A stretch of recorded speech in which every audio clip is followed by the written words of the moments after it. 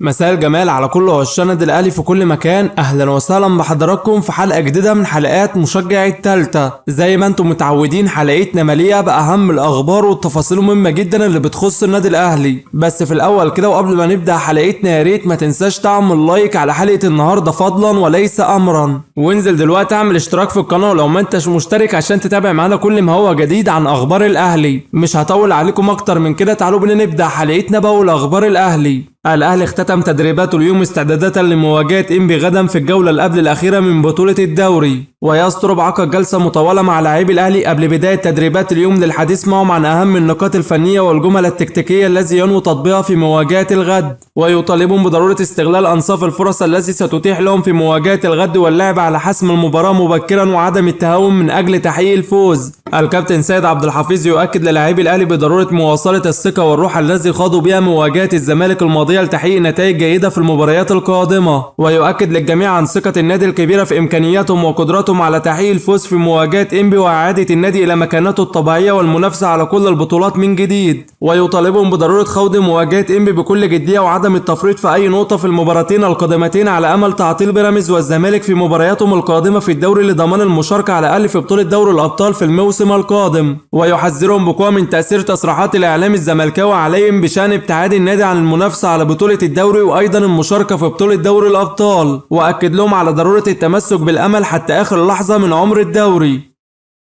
اتحاد الكرة يعين الحكم محمود ناجي حكما لمواجهة الأهلي وإنبي، ومحمد الغازي حكما لمواجهة الزمالك وسموحة، ومحمود بسيوني حكما لمواجهة بيراميدز وسيراميكا في الدوري. يستر يحذر مدافع الأهلي من ارتكاب أخطاء في مواجهة الغد أمام إنبي، ويطالبهم بضرورة اللعب بكل جدية وبمبدأ الأمان للتقليل من خطورة المنافس طوال اللقاء، ويؤكد لمدافع الفريق عن ثقته الكبيرة في إمكانياتهم وقدراتهم على الظهور بشكل جيد وبذل أقصى ما لديهم في المواجهة. نادي إنبي ينفي كل ما تم تداوله في الساعات الماضية حول تحريض محمود كهربا لاعبي إنبي على القتال أمام الزمالك واللعب برعونة أمام الأهلي في المواجهة القادمة، ويؤكد بأن كل ما تم تداوله عن هذا الأمر لا أساس له من الصحة، والجميع سيعمل من أجل تحقيق نتيجة جيدة أمام الأهلي والأداء في المواجهة سيؤكد على ذلك. وينفى أيضا رصد الإدارة مكافآت خاصة للاعبي الفريق قبل مواجهة الأهلي، ويؤكد بأن جميع اللاعبين سيخوضوا المواجهة من أجل التسويق لأنفسهم خلال الفترة المقبلة.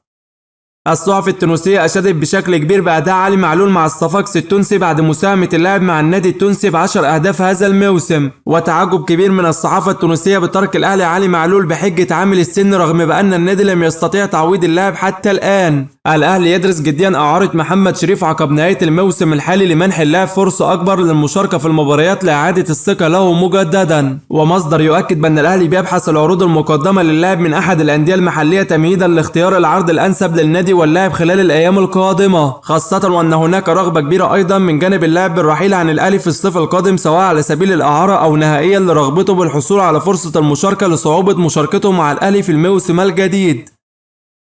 الكابتن سيد عبد الحفيظ يستعد لعقد جلسة مع حسين الشحات عقب مواجهة إنبي لفتح النقاش معه بشأن تجديد عقده مع الأهلي خلال الفترة القادمة، وذلك بعدما تم الاستقرار داخل الأهلي على تجديد عقد اللاعب مع الفريق لاحتياج النادي لخدماته وخبراته مع الفريق. وتقارير صحفية تؤكد بأن هناك رغبة كبيرة أيضا من جانب حسين الشحات بالتجديد والاستمرار مع الأهلي خلال الفترة القادمة، وتؤكد بأن اللاعب لم يتلقى أي عروض من أحد الأندية الليبية مثلما ردد البعض في الأيام الماضية، وينتظر موقف الأهلي أولا اتجاهه، خاصة وأنه لم يتحدث معه أحد من مسؤول الأهلي بشأن تجديد عقده مع الفريق رغم اقتراب انتهاء الموسم الحالي. الأهلي يدرس جديا إمكانية استعادة خدمات رضا سليم مع الفريق خلال فترة الانتقالات الصيفية القادمة بعد انتهاء فترة إعارته مع نادي الجيش الملكي المغربي، وذلك بعد تألق اللاعب اللافت مع النادي المغربي وظهوره بشكل مميز طوال الفترة السابقة. وبعض الأصوات في الأهلي تطالب بضرورة تأجيل ملف عودة اللاعب للفريق لحين التعاقد مع مدير فني جديد لتحديد رؤيته بشأن إعادة اللاعب من عدمه، وهناك البعض الآخر داخل الأهلي يطالب بضرورة عودة اللاعب للفريق في الصيف القادم بعد تألقه بشكل كبير خلال فترة إعارته.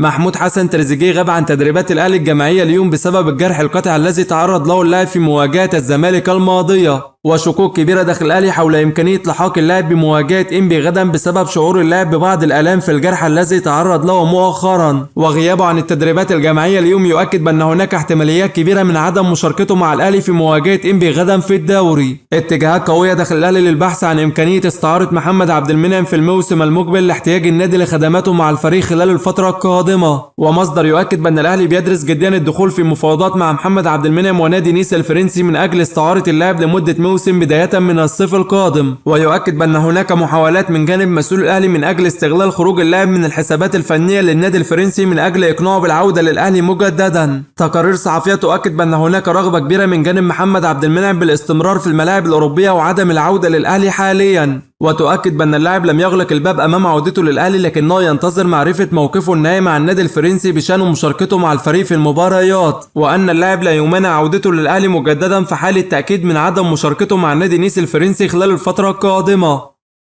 نادي بيراميدز يتقدم بعرض رسمي لأكرم توفيق لاعب الشمال القطري والأهلي السابق من أجل الحصول على خدماته خلال فترة الانتقالات الصيفية القادمة، وذلك لمحاولة تعطيل عودة اللاعب للأهلي مجددا بعدما أكد البعض عن احتياج النادي لخدماته. ومصدر يؤكد بأن إدارة النادي السماوي تقدمت بعرض مغري لأكرم توفيق من أجل إقناعه باللاعب والانضمام لهم. تقارير صحفية تؤكد بأن الأهلي يراقب ثنائي نادي إنبي حامد عبد الله وعلي محمود في مواجهة الغد قبل اتخاذ النادي أي خطوات رسمية بشأن التفاوض معهم خلال الفترة القادمة، وذلك تمهيدا لحسم النادي موقفه من التعاقد مع أحدهم في فترة الانتقالات الصيفية من عدمه، خاصة وأن اسم الثنائي مقترح بقوة داخل الأهلي ضمن خطة الإدارة لتدعيم صفوف الفريق بعناصر شابة بعد تألقهم مع نادي إنبي طوال الفترة السابقة.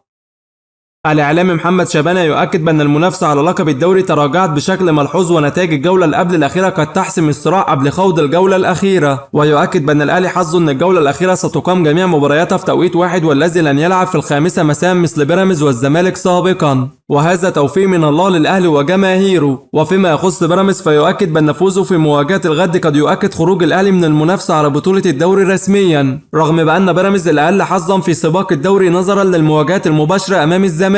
ويؤكد بأن الزمالك لديه حظوظ كبيرة بالفوز بالدوري في حال الفوز بالمباراتين القادمتين وتجنب فقدان أي نقاط، وهو عكس الأهلي الذي ينتظر تعثر منافسيه في مبارياتهم القادمة من أجل التتويج بالبطولة. وأشاد بقوة بالكابتن معتمد جمال مدرب الزمالك بعدما عقد جلسة مع حسام عبد المجيد من أجل دعم اللاعب بعد مواجهة القمة ورفض التقليل من شأنه والدفع بلاعب آخر بدلا منه في المواجهة المقبلة. وفيما يخص بطولة دوري الأبطال فيؤكد بأن هناك مقترح قوي داخل الاتحاد الأفريقي بزيادة عدد الفرق المشاركة من بعض الدول ل3 أندية، والهدف الأساسي من هذا الأمر ضمان مشاركة الأهلي في البطولة بسبب قيمته الجماهيرية والتسويقية والذي يتسبب في نجاح البطولة ماديا. الجهاز الطبي للأهلي يؤكد جاهزية ياسر إبراهيم وأحمد مصطفى زيزو للمشاركة مع الأهلي في مواجهة إنبي غدا بعد تعافي الثنائي من الإصابة، وذلك بعد مشاركتهم في تدريبات الأهلي الجماعية اليوم بشكل طبيعي استعدادا لمواجهة إنبي غدا. ويؤكد بأن مشاركة الثنائي في المواجهة أو دخولهم في قائمة اللقاء ترجع لوجهة نظر الجهاز الفني للأهلي بقيادة الدنماركي ياس توروب. الأهلي ينفي كل ما تم تداوله عن دخول النادي في مفاوضات مع الكابتن حسام البدري من أجل توليه القيادة الفنية للفريق خلال الفترة القادمة، ويؤكد بأن النادي أولوياته التعاقد مع مدير فني أجنبي ويستبعد فكرة التعاقد مع مدرب مصري حاليا، لكن الأهلي سيلجأ للتعاقد مع مدرب مصري في حال فشل النادي في التعاقد مع مدير فني أجنبي خلال المرحلة القادمة. وفيما يخص الكابتن حسام البدري فيؤكد بأنه مقترح بالفعل ضمن قائمة المدربين المصريين المقترحين على طاولة النادي للتعاقد مع أحدهم في حال فشل النادي في التعاقد مع مدير فني أجنبي. وبكده يا صديقي نكون وصلنا لنهاية حلقة النهاردة اللي بتمنى تنال إعجابكم. في نهاية حلقتنا يا ريت ما تنساش تعمل لايك واشتراك في القناة لو ما انتش مشترك عشان تتابع معانا كل ما هو جديد عن أخبار الأهلي.